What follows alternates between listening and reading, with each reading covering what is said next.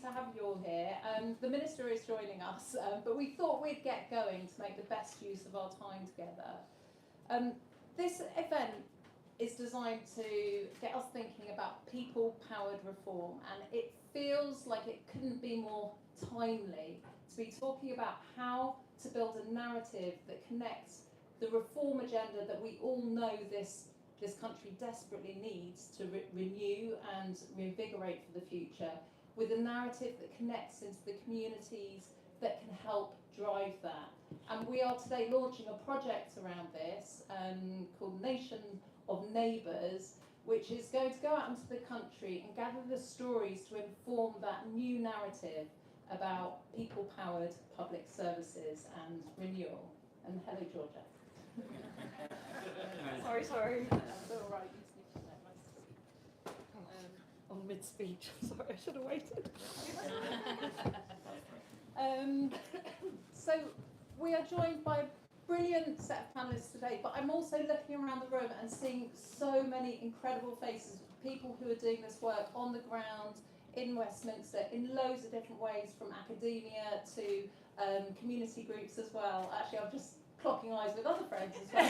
This is a really lovely group of people, and part of what we want to do with this project is build what we called, when we first conceived of it at the end of last year, the Coalition of the Willing, to drive public service reform from a community perspective. That title has now been taken with other matters, but we still think there's a lot in that. This reform is going to take so much collaboration from civil society, citizens, right into government. How do we all work together on this agenda, and what's the narrative that connects that back into politics? So I'm going to introduce our panellists. We're going to kind of have some words from each of us on the panel, but I'm really keen to open it out to the audience as well. So delighted to be joined by Georgia Gould, Minister of State for Schools now, but a big public service reformer, and we're really keen to hear about how you're taking this agenda into the schools agenda as well. Matt Hyde, Chief Executive of Lloyds Bank Foundation. Jonathan Slater, who's former Permanent Secretary at the Department for Education, is now doing work on relational reform in schools, so has some kind of fresh ideas on this agenda as well. And then Anoush Shakalian, from the New Statesman, who has really made it her business to report on these subjects from the ground up. So really great to have you all here. And I'm going to pass first to Georgia to give us some thoughts. You have like an incredible record of working with communities in Camden. You brought some of those techniques into the Cabinet Office, and now you're taking them to schools. Do you want to tell us a bit about the role of civil society and people in achieving the renewal this country needs? Yeah, well, thank you so much. It's wonderful to be here, and I also see loads of people that've been on the kind of journey that we've been on, people who are like-minded around how we reform things, and for me, any change has to be grounded in those who are being impacted, those who are on the front line, and it's critical that they're the ones that are kind of shaping and leading that change. And we were talking before about some of the work we were doing in the Cabinet Office of what we called Test, Learn and Grow, which was very much that idea of, we're dealing with these huge, big public service challenges, but we want to start with those who are on the front line, those who are experiencing it, trying new ideas, and then finding the bits at the centre that aren't working, and then changing things at the centre. And I very much want to take that same approach into the work I'm now doing on schools. And I was thinking about how today, in this question that you sent me, how important schools are at the heart of communities. And it reminded me of a time when I was leaving Camden, and we it just started, and there was a proposal from some of the officers to close the school, because people know, and well, you might know that in London, sadly, that many families can't afford to stay, and there are falling school rolls in many parts of London. So they said, we need to close this school. There's just not a case to keep it open. And in many conversations with that community, they were very clear that you were ripping the heart out of that community. It was the place they most trusted to go for advice, not just the teachers, but the person who was at the kind of reception of that school, that it was their place as primary school, their route into a whole other public services, and they were like, if you take the school away, we are, you know, you're kind of disrupting every part of the community. So we decided not to close the school, but we still, it was kind of financially not viable, so we merged it with another school, and because we had that extra space, we started to put in other public services, other, you know, voluntary sector organisations, to almost create a bit of a kind of wraparound support for families and young people. And I think where that model was so powerful, because you can take the roots and the trust that you have within schools, and you can start to build systems around it.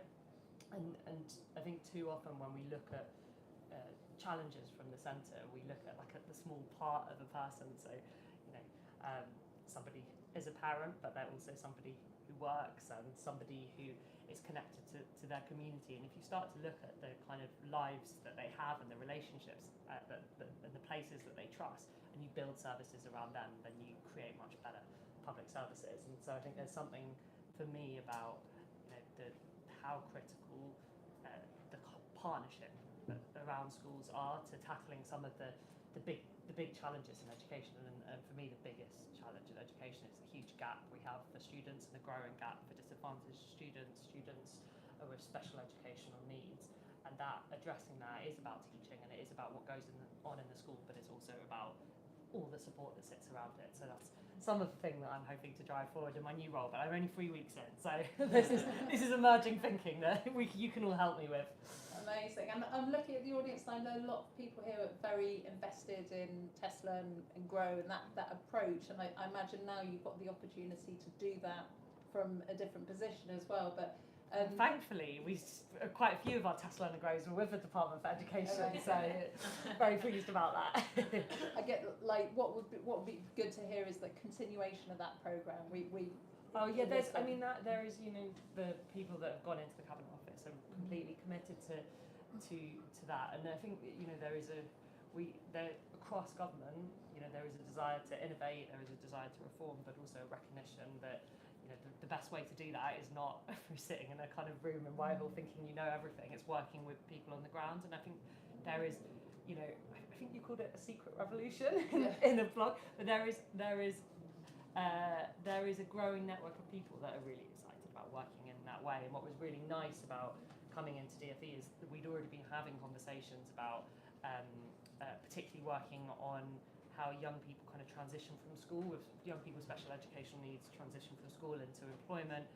We've been having conversations about best start in life, and how we ensured that those who most needed that support were getting access to it. So there was active work going on, and DFE's second headquarters is in Sheffield, and one of the things I was working on in the Cabinet Office is many more civil servants being based around the country, but not just being in a place, you know, really galvanising partners around that place, around the missions. And for me, the opportunity mission is just it's a huge opportunity. The opportunity mission is a place where I think at a regional level, at a local authority level, at a neighbourhood level, that, you know, you can start to knit together all the, you know, some of the private sector support, some of the philanthropy investment or social impact, the voluntary sector organisations, social enterprises, to really come together at every stage to support young people from the best start hubs through to progression into employment. And I'm really excited about how we bring that network together and how we work across the DFE and across government to do that. Brilliant, thank you. So Matt, you work with small place-based charities all over the country who are committed to exactly this agenda, but there are things that get in their way. Can you talk to us a bit about what the government can do to change, to enable that momentum to grow? Sure. I mean, let's probably just start by capturing what is special about community-led organisations and charities, and particularly smaller charities as well. Is that, you know, when you're a funder, one of the beautiful things you get to do is, whenever you're feeling depressed about the world, I go out and go round England and Wales and see the most extraordinary things happening in our communities. Community-led housing, youth organisations, asylum seeker charities, drug and addiction charities, homeless charities. And what is so special about what they do is that they manage to reach into the kind of nooks and crannies that often larger organisations insist on. And at the heart of it is trust and relationships. And that is such a powerful asset that everyone is seeking at the moment, particularly in politics, right? Because we know that even if you look at the Charity Commission produced something earlier in the year that showed, I think it was 57% had high trust of the public had high trust in charities. It's not so high, I'm afraid, for government ministers and MPs. It's about 15%. It's higher for a local government. Right. Okay. So that I think this gets to the And that's heart of important. it. And that's really important because I think the first thing to say is that we should really give credit to some of the building blocks that are being put in place at the moment. The Covenant was launched back in July. The Covenant is about partnership working and what good partnership working looks like between the government and civil society at a national, regional and local level. That's an incredibly powerful set of principles on which to build. Plus, you've got Pride in Place funding that was announced, £5 billion, got a bit lost because of digital ID cards, but that's really, really important as well. And particularly if that investment is devolved in a way that communities genuinely are owning it and shaping it.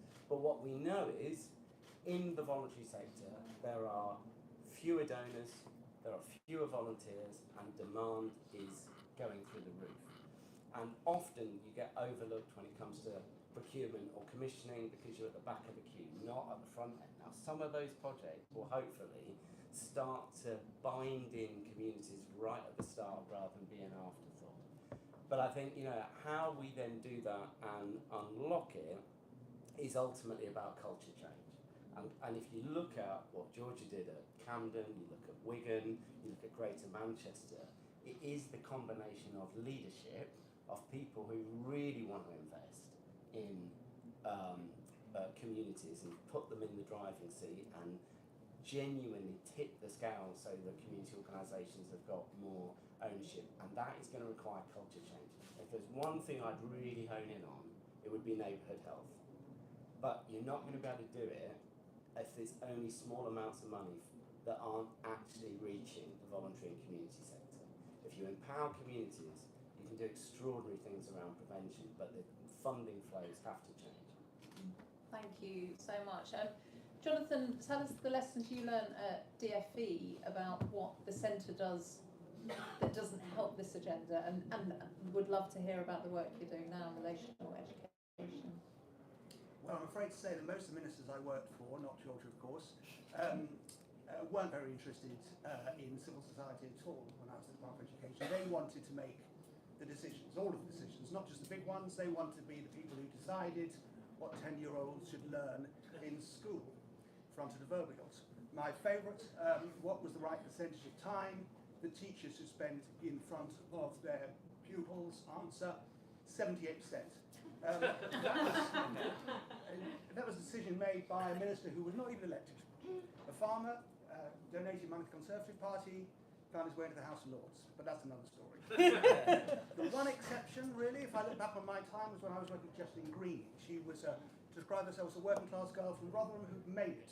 She thought it was a lot harder to make it if you're a working class girl from Rotherham today than it had been 30 years ago, and she wanted to know what we could do about it.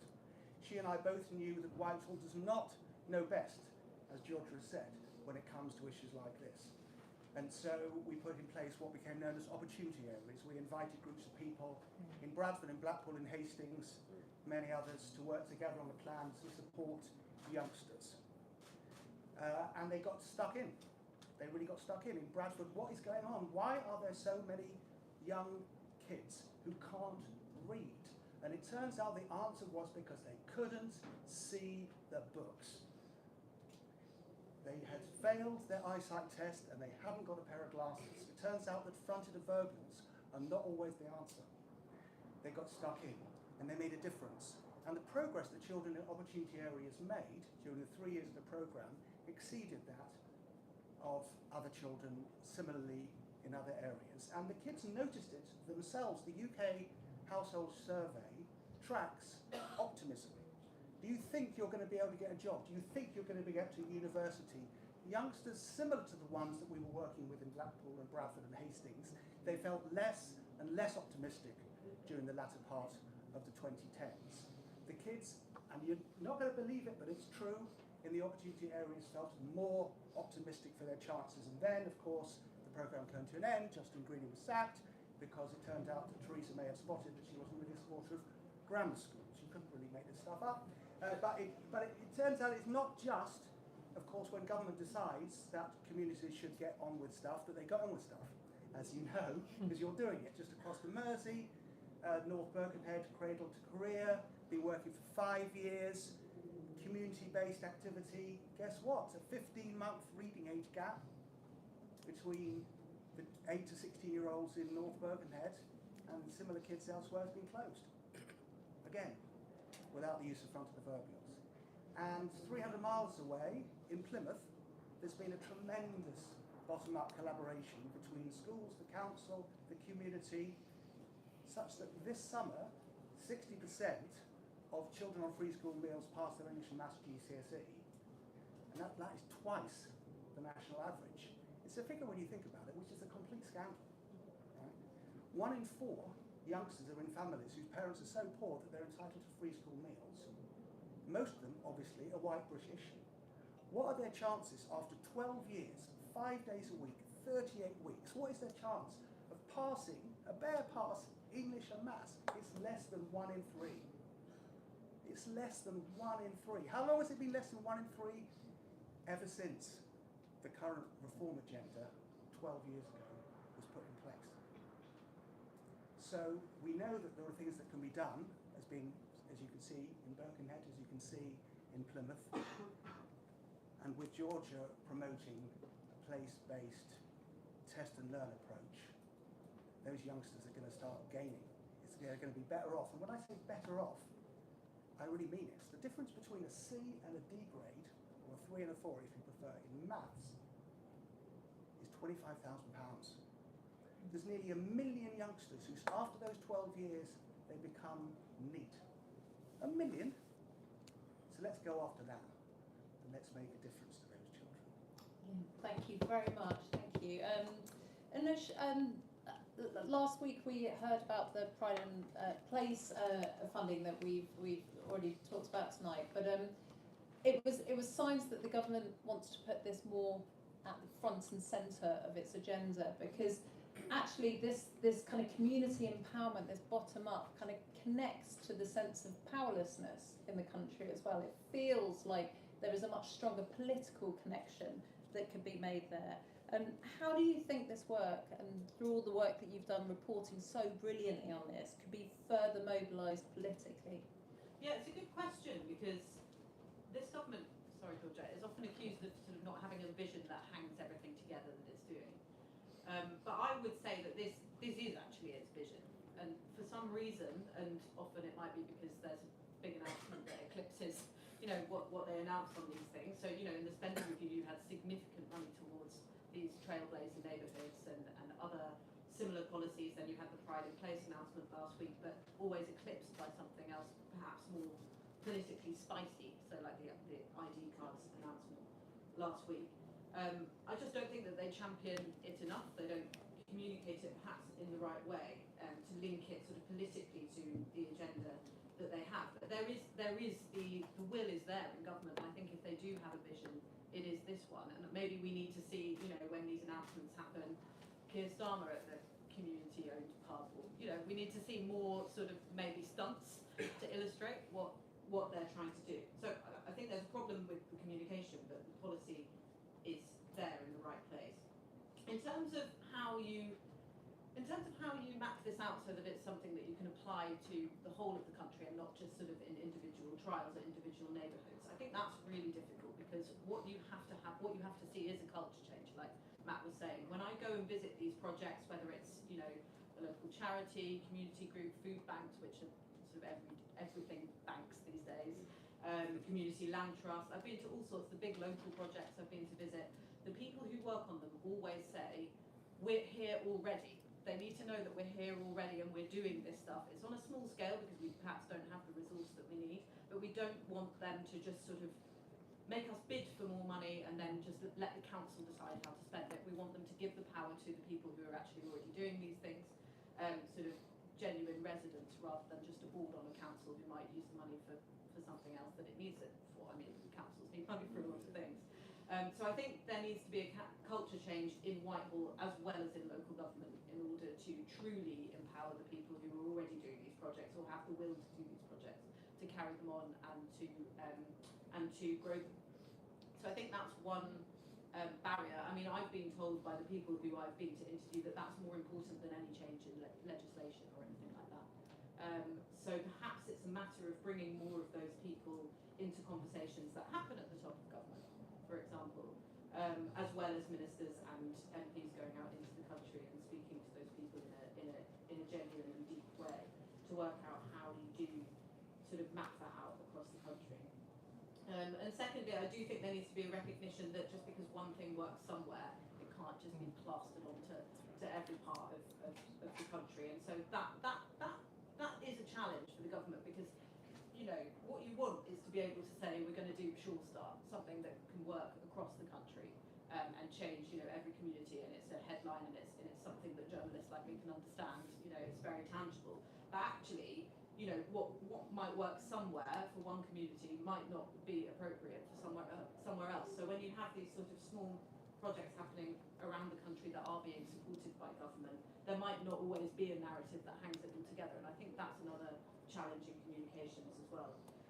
But yeah, what I would say is I've been working on this stuff for a long time, and it is really positive to see that the government takes this seriously. You said that the ministers that you were working with didn't really care about civil society. I don't think that's the case here. And while journalists like me might give this government a hard time at the moment, I think this is their vision. And if they can find a way to communicate it in the way that I've laid out, then I think that there's so much political mileage from that. Because obviously, you know, the battle now is to fix communities that have felt like they've been hollowed out, a place-based politics, you know, and that should be something that the Labour government is in the right place to fix. Georgia, do you want to come back on that? Yeah, I think that there's something about like setting out big aspirational kind of outcomes that we want. So we don't want any young person to not be in education or employment, and we need to close this the gap for disadvantaged pupils that you spoke so powerfully about. But then the how, you know, it should be about kind of building on the strengths and assets of local communities, and when you do that well, you don't just, well, firstly, you will never get the outcomes unless you actually work with local communities, in my view. But when you do that really well, you don't just get to a kind of change in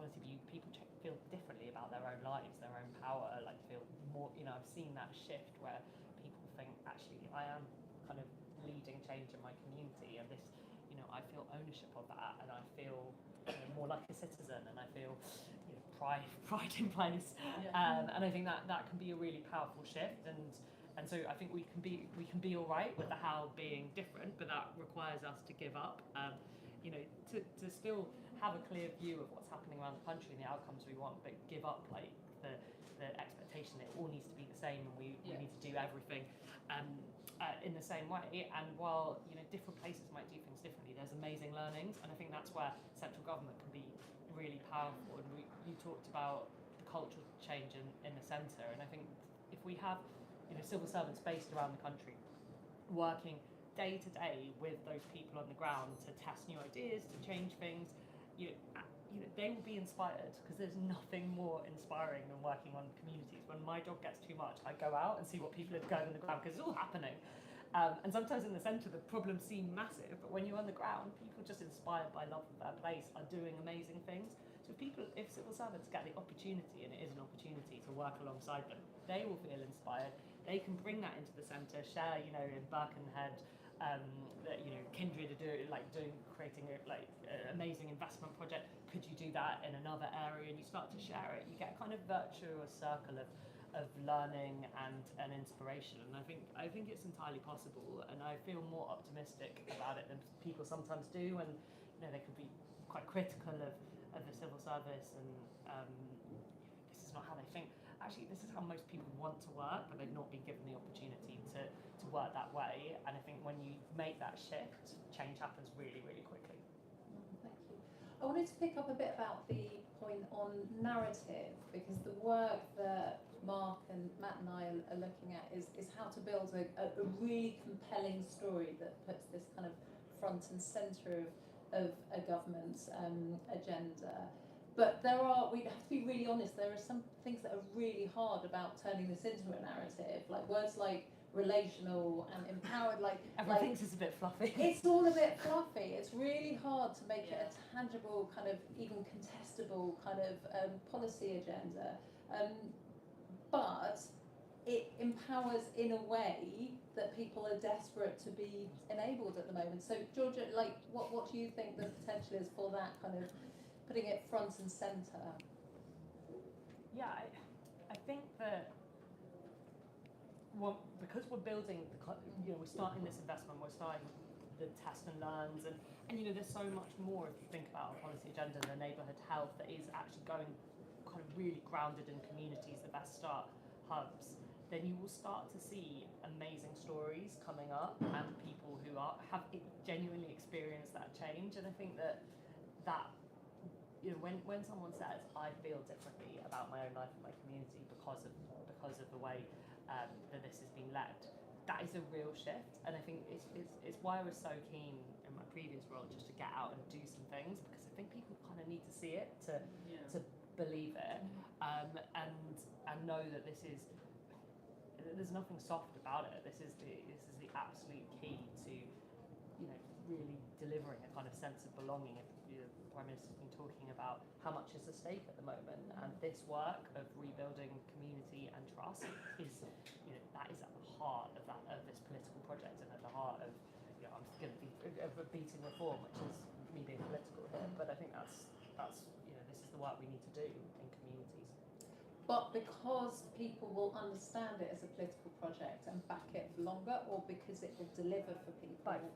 And so I think you need to feel like that this is changing in my local place, but this is part of a national story where we are putting more power in the hands of people and communities. And so I think the two things work together. So the national story is really important. I'm keen to go to the audience for some questions, because I know there will be lots. Who's got the mics ready? And I can see just the hand, white arm hand, like in the middle. Great. Thank you so much, Sam Crean from Collective Futures, a philanthropic foundation in the UK, and supporting early childhood development. And I think we've heard a lot today about Sure Starts, Best Start Family Hubs. I think everything on the panel I vehemently agree with, and I think there's a big question for me of how do we make it sustainable long term, and acknowledging the J curve of investment that's required to actually get this right? Like, it takes a lot of time up front, it's a lot of investment, and it's a lot of change management. The payback is so clear long term. How do we think about learnings from, Sure Start funding that then wasn't ring fenced? The fact that as a public perception hadn't changed enough to see early years as critical public infrastructure, to say, no, you can't take that money away from Sure Start, it has to be ring fenced, I think was a political challenge that meant that, if someone tried to do that to schools today, and we said, actually, we don't need primary schools, we can wait, and it's not ring fenced in primary, it's only in secondary schools that local authorities must deliver that. Parents would be up in arms, and the government wouldn't have been able to do it. So I think there's also, for me, the big questions are, how do we embed sustainability from the beginning, something like pension triple law, and also how do we start shifting public perception to some of these critical public infrastructure that we're building becoming part of the right that voters expect. Okay, so a question about sustainability. I think there was also a bit in there about the reality that this also takes money as well. It needs investment. So I'm going to bank those two and then go to Imogen there. Nearly, Sarah. Oh, sorry. Sarah Gillinson from Innovation Unit. We're a not-for-profit and we help our partners to develop people-powered public services, always grounded in community leadership. I just, whilst I utterly recognise and inspired, as you all are, by the examples of community leadership that we've described. I feel like in the conversation so far we might have missed a layer in the story. So we've talked a lot about communities, we've talked about the centre and how it has to change. Our experience is that the frontline workforce and local leaders, particularly statutory services, often need a lot of support to figure out how to unlearn practices of being a public servant and relearn new ways of working in partnership. And I wonder where you all think that fits in this story, if there's going to be a truly a movement at scale. Brilliant. I'm going to ask Georgia to pick up, because there's quite a lot just in those two, the question about sustainability. Matt, could you come to the kind of point about the need for cash as well? I'm just thinking about the lessons a bit of from the big society in this. And then Jonathan, on frontline workers, I think you might be well placed on that. Okay, so if we just start with the value of community-led change, I think in the long run is that it saves the taxpayer money. It's better for you. It creates more reciprocity, and but it requires a different way of thinking. It's not the kind of plunger that you're trying to push down to create change. I was thinking actually, so I used to run the Scouts before this role. We created something called Squirrels, which was Scouts for 4 and 5-year-olds. And that initiative started as a group of mums in Northern Ireland who came together, who wanted to put together a provision. And then we took it to the UK, and there's like 30,000 young people now in Squirrels. What we found there were loads of kids, particularly because at that age it's all about your executive skills and the forming of your executive skills. The best way you do that is through play. And what we were finding was that the kids who were in formal settings, many of them were not learning in the right way. And it was only by being in a non-formal learning environment that suddenly you had kids who weren't speaking, who were suddenly speaking, and particularly those neurodiverse kids as well. I use it as an example of where, yes, it is sometimes about money, but it's about being more creative about how we don't see those as nice to have little things around the edges, but as fundamental to rethinking what society could look like and how you leverage that. I co-founded something called the Big Help Out. That was about volunteering across the country. We mobilised 7 million people. It cost 200 grand. Dirt cheap mobilisation. We were pushing against an open door, and the Big Lunch has done the same. However, if we're going to do scale change, funding flows have to change. They can't be stuck. You can't have money stuck in the NHS if you're really serious about shifting from hospital to community. Civil society organisations and the people who organise aren't just suddenly going to rise up. It needs investment, because most people, there are organisations that are short-term funding, so you need multi-year funding, you need unrestricted funding as well. How do you do that? Some of the work that's happened on the impact economy at the moment, it's very early days, I think gives a route map for how you would change that. So how do you use government funding to have a multiplier effect to draw down other forms of capital, philanthropy, trusts and foundations, unlocking social investment in different ways, blended finance, so about loans and grants, in order to make that money go further.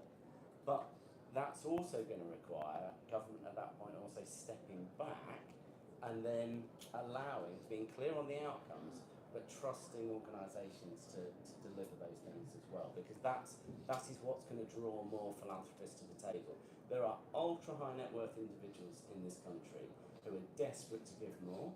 They often don't know how to do it. That's what we're trying to do at Lloyds Bank Foundation by working closely with the bank and obviously with people who are involved in the impact economy, like Don at the back of the room as well. Brilliant. I'm just going to come to Georgia on the sustainability point. And also, do you agree that this is about saving money?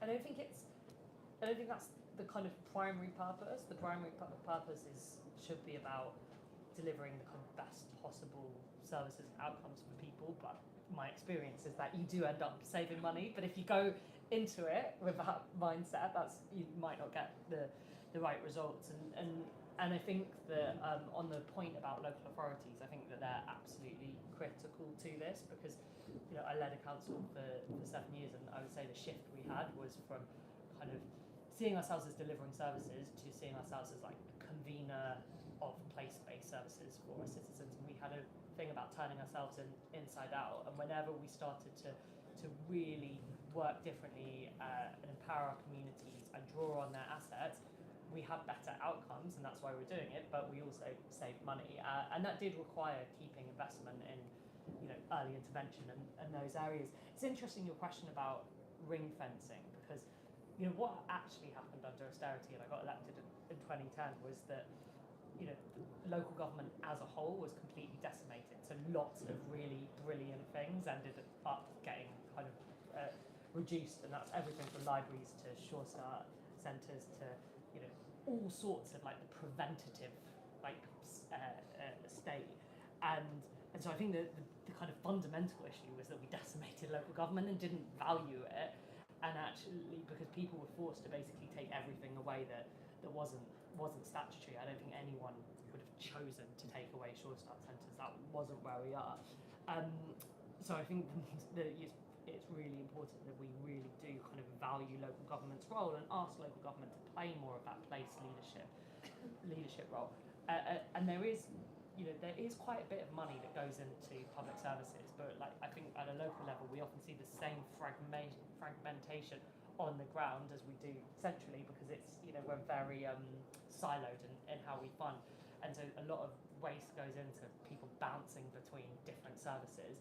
So I think kind of almost the more important thing is how we bring some of that funding together, you know, and then kind of look for partners to match fund it based around outcomes and what, you know, like school readiness is in early years is one of the most fundamental outcomes that we need to be focused on.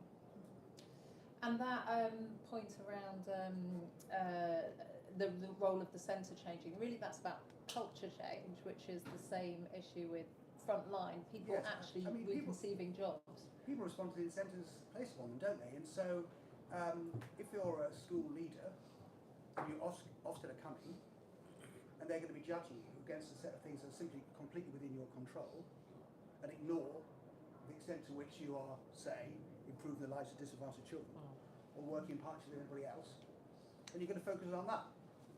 And so they do. But, you know, the last time there was a Labour government, I was a Director of Education. I was required to work collaboratively in case I was tempted otherwise. It was a different sort of model. And, you know, people will remember the London Challenge. And it, you know, transformed the life chances of a lot of youngsters, including, of course, many in Camden. I found myself as Director of Education having to explain to some children and their parents at a primary school why we were wondering about closing their school. That was the sort of relationship that existed back in the day. And then a government that came into place that said, no, we're not doing that anymore, we're doing something different. And, you know, public servants, civil servants respond to the political direction they're given, which is probably just as well, because otherwise we wouldn't be living in a democracy. Which in the end is the answer to the question about why Sure Start was closed down, because it wasn't a political priority, and that's elections. And, you know, Georgia, the civil servants will respond, I'm sure they already have in 3 weeks, to the sort of message they'd be given. Who are the most satisfied, happy civil servants working for me? Disappointingly, the answer turns out not to be the ones who saw me the most often. It turns out to be the ones who saw the youngsters in Doncaster and Blackpool the most often. I mean, literally, the people who supported those opportunity area teams were the happiest civil servants there were. So with the sort of direction that Georgia is giving, the sort of empowerment that is being proposed, and a narrative which, frankly, doesn't need to be very complicated. Does anybody remember Tony Blair, 1996? Education, education, education. It worked then. Perhaps that's why I'm an ex-civil servant rather than Brilliant. I'm going to take 3 more questions. Maybe at the front. Amy, I'm going to do the front row first. 1, 2, 3. And keep them quite brief because we're quite short on time now. Okay, just very briefly. Lindsay Macmillan from UCL. I wanted to ask, I think the idea of the co-funding model is exciting, but I think Sure Start taught us something, which was when we don't have a rigorous evaluation of a programme, it can end. And one of the things that really worries me about this fragmentation is how we get around that evaluation problem and convince, social enterprise to fund these things, or give, in Jonathan's kind of words, like give these people enough time to back off, to allow them to do the things that they want to do, while knowing that it works and you're investing in the right thing, because that's what we all need to do at the end of the day. Brilliant. Thank you. Do you think that Pride in Place could encourage local education providers, all kinds of schools and colleges and universities, to work in partnership more effectively to respond to local needs? Thank you. I'm Amy Gandon and I'm a fellow at Demos. So first of all, talking about culture of Whitehall, shameless plug, but we did publish a paper called Human Handbrake on just this question. But to build on some of the stuff that you were speaking about there, it feels like this agenda really requires civil servants as well as loads of other public servants to kind of become stewards of systems, not commanders and controllers, and also kind of relationship builders as well, rather than kind of impartial, dispassionate bureaucrats. And that's kind of quite contradictory to, I think, what civil servants think they exist to do. I think partly, civil servants don't really go into that job for the pay. They often go into it because they want to be in charge of stuff. They want to, touch they want to be in the halls of power. And then similarly, that they're encouraged to kind of put their feelings aside, not to embrace them, because that's sort of framed as being quite fluffy or unscientific. So how do you change what a civil servant in working in public service reform thinks that they exist to do? Brilliant, thank you. So evaluation, schools, and how do you change the kind of mindset and incentives at the centre? Georgia, do you want to take evaluation of schools, and then perhaps Jonathan again on I want to take the that. I centre? want to take the first one. Okay. Go for it. I'll comment quickly on that. I think it's such a great question, and I think that when people start to be part of a change, they are really excited by it. And I think that when every time like you first start having these conversations, you can see like, oh my god, this is a new idea, and like once I said it like the 50th time, they're like, oh, we're gonna have to do it. I think when I first spoke to Jonathan, he was like, yeah, what you're asking is really hard for the system, because you're asking everyone to come together and then give up all their power in place. That is like the most countercultural thing you could ask them to do. But when people do start to work in that way, I think that they pick up on the energy and excitement, and I think it really shifts. So I think that's why, I think the more that you do, the more that the culture changes, because it's a very human way to work, and there's a lot of energy. And to the point about evaluation, I absolutely agree. And I think that it also requires patience, because often when you're taking a new approach, you sometimes see things, you pick up a lot more needs. You can see outcomes going worse before they get better. And so I think, you need an evaluation, but you need evaluation over enough of a period to really be kind of clear about whether something is working. And part of why we wanted to do Test, Learn and Grow is that it allows you to kind of iterate as you go. So you kind of iterate and change, rather than, needing to always have like a massive program that is evaluated over many years, which is probably what you need long term to know whether it's working, but it keeps you kind of adapting and hopefully improving as you go. And there was a question about Pride in Place and the role of schools in Pride in Place. Do you think? Yeah, I hope so. Yeah. We'll do our best. So I think schools want to again, they want to work in that way. It just came from a panel where there were a number of trusts who were talking about themselves as kind of civic leaders. I think there is a lot of kind of energy around that agenda. Brilliant, thank you. And we've got time for one last round of questions. One, two. I'm going to have a token man. I think you're not going to speak. So there and here. Wonderful. Christian Schuster from UCL. I'd love to hear a little bit more about how you're going to scale this approach beyond pilot size across communities in the UK. We have a lot of research in public management about the voltage effect. So when you do something a few pilot sites with lots of energy, with lots of enthusiasm, you have good results.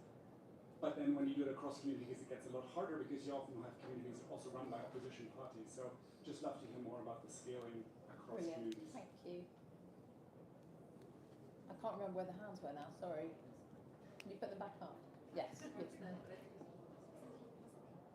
Hi, thanks. I'm Philippa Marioni from Think Ahead. And my question is really about Join Up. How do politicians make sure that this whole agenda is scalable because it is joined up from a policy perspective right across government? I mean, our experience is we recruit and train mental health social workers, and our experience is that they are key people for making this agenda happen and for making the health policy agendas happen as well. But right at the moment, training is being cut. So how does that play in? We really need to make sure that everybody from DFE, DWP, DHSE, all of the major ministries of state are actually working to the same agenda. Brilliant, thank you. Thanks. I'm Elle Dodd, and I'm probably wearing a few hats relevant to this conversation. So I'm a Labour councillor in Sheffield. I work for Collaborate COC, who work with local authorities across the country trying to do public service reform. And I'm a trustee of a community anchor institution. Wow. And perhaps it's those three hats and the sense of how much we're all on the same page in this tent that's given me this question, which is kind of the premise of the research that you're doing is that there's someone who's unconvinced. So I'm curious, like, who is this story for, and who, by implication, do you get the impression is kind of not feeling this kind of agenda, and who we all in this room can help you try and convince that this is the future and the thing that we should be doing? I'm going to ask the panel to come in on the scale and grow question, but I'm actually going to turn to my colleague Mark on the who is this project for question, because we've been working on this really closely together. Are you happy to do that? Yeah, no, absolutely. It's a great question, and hard one, but it makes me think. So 13 years ago, which is a hell of a long time, I wrote the leader's speech for the Labour Party conference, and it was called One Nation, and it was about community-led transformation. And for about 24 hours, everyone got incredibly excited, and then we sort of forgot it again. And I guess so that gives me my sort of answer to the question, which is that somehow, despite heroic people like the ministers that we've heard about already, and like Georgia, despite the fact that there are people at the centre of politics who understand this, it does seem that again and again and again, this movement comes from community or from local authorities, from civil society, and it kind of dies as soon as it gets to Whitehall. And I think we've got sort of 20 years of that experience. And so one of the reasons for doing the project is that doesn't happen again. So that this is a moment, and we've heard the panel say it, when this might take life, take fire, become the sort of primary vision of the government, and we just want to make sure that this is that moment and it doesn't drop away again as it seems to have done in the decades in the past. Chair's privilege, I would actually add something to that as well. I think that's absolutely right. There's also a kind of movement building piece in this as well. Like, movements need common stories to give them license and direction and less direction, but kind of to be part of that narrative building. So I think there's a kind of national narrative point where to help with the sustainability and the long-termism, but there's also a bit about having it come up from the bottom so people can see the things they're working on. It's really hard doing this change, particularly if you're doing it in an area that is resisting it or that doesn't have the experience in it. So it's about kind of empowering people with narrative as well. Sorry, back to Chair Ham. The question around scaling, I think there were two questions that were similar about how we scale and grow the innovation around the country. Georgia, do you want to take that first, and then Jonathan? Just really briefly, I think that when we started thinking about Tesla and Grow and how I'm thinking about it in the DFE, it's set up for the grow. So communities are doing this work anyway. They actually don't need us to come and tell them how to do it. What they need is they know where government, local government, national government is a barrier, how funding, accountability is stopping them doing that work. So this work is about civil servants working alongside communities to work out what needs to change at the centre. And that for me is the grow. It's not about necessarily scaling what's happening in one place to another place, although that sometimes might happen. It's about how do we set up the centre of government, departments to really empower and deliver this on the ground. And for me, that's what's kind of different, hopefully, about the piece of work we're trying to do.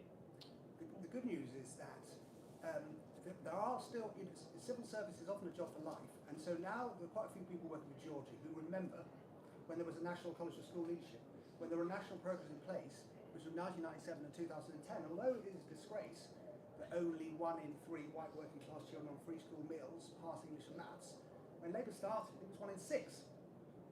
And they scaled it. And they scaled, sure start, this thing can be done. It just requires a different sort of approach than the sort of hubs school-led system, which is not capable of being scaled, as the last 10 years demonstrate. It also, in looking back on previous lessons, if you want people to work together across boundaries in a place, then you need to put the incentives around them to do so. And again, that's something that was done under a previous government. Anybody remember local public service agreements? Attempts to do, for a negotiated settlement between the centre and each place? At the moment, school leaders are incentivised really strongly to fight each other. Really strongly, right? The head teachers in Blackpool came together and they said, we're going to stop excluding the difficult kids because it's not right for those kids sending them to school down the road. And they agreed they were going to do that, and then Ofsted came back and said, the results aren't very good. The incentives on them were just too strong. So I'm hoping, and I don't see any reason why not, that this government might take a place-based approach to its accountability system, and then you would find people working together. I mean, they really would, because they really did, and the kids really benefited. I'm just going to end by asking Matt and Anush to come back on that narrative piece question. Why does it matter to civil society, and what's the potential for a political story around Yeah, no, I think that's a really good question. And Mark, I'm afraid in 2014 I wrote a piece at the Labour conference saying what happened to One Nation. I think it's true. You do get these sort of flurries of ideas and policies, and then sort of the narrative around them does tend to shrivel, if not the policies themselves, sadly sometimes. So I think that's the challenge, and that's the opportunity as well. So with this Pride in Place programme, this money is going to a number of neighbourhoods, 330 or so. Let's look at what the people who are put in charge of this spending create, and then I think it's for the government to try and hang all of that together, even if it's not the same things in each place. In a style, this thing can be scaled up across the country. Because like I said, that's not always the appropriate way of doing things.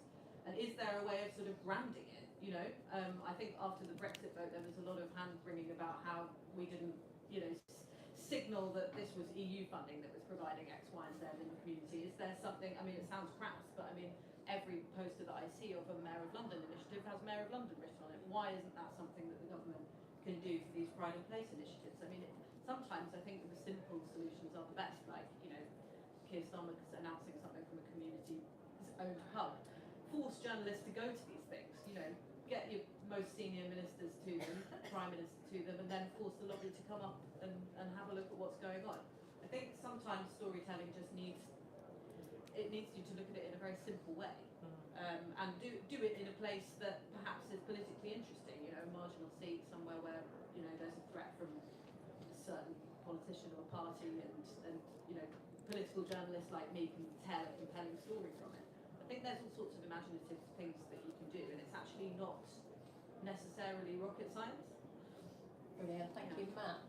I mean, what drew us together was this very topic of narrative, and the fact that we're at an inflection point in society, and we've got an ageing population, and that's only going to put more pressure on the state.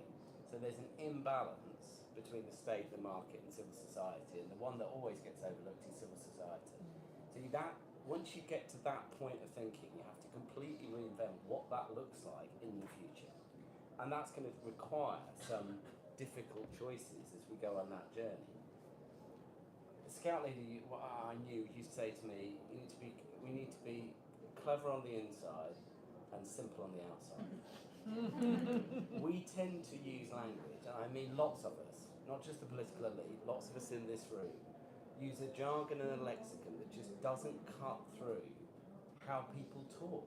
No one is sat in a pub or a coffee shop talking about civil society, but they are talking about their food bank, they are talking about their girl guiding unit, they are talking about the arts and sports that bring them alive and make them feel part of something. That has to be anchored, I believe, in the future direction of really how you start to turn things around the renewal of this country. That's why we landed on this language of nation of neighbours. Now, it doesn't have to be that, but I think people get that because they can see it in their history, it harks back to a previous time, but also what could that look like now and in the future as well. And we have it, don't we? When there are big sporting events or when there's a coronation, or there are things that doesn't take us that much to come together. And the best example is COVID.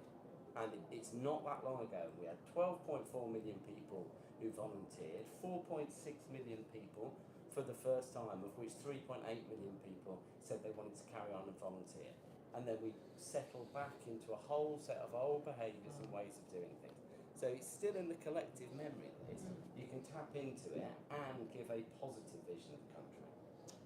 Right, I'm going to wrap it up because it's 6:30 and because I don't know whether anyone else feels this, it's hotter than the sun in here. So I think we all need a drink outside. But I want to say a huge thank you to our panellists, everyone who's involved in this project. I want to invite you all to get in touch with us and be part of this project as well. And have a great rest of your conference. Thank you.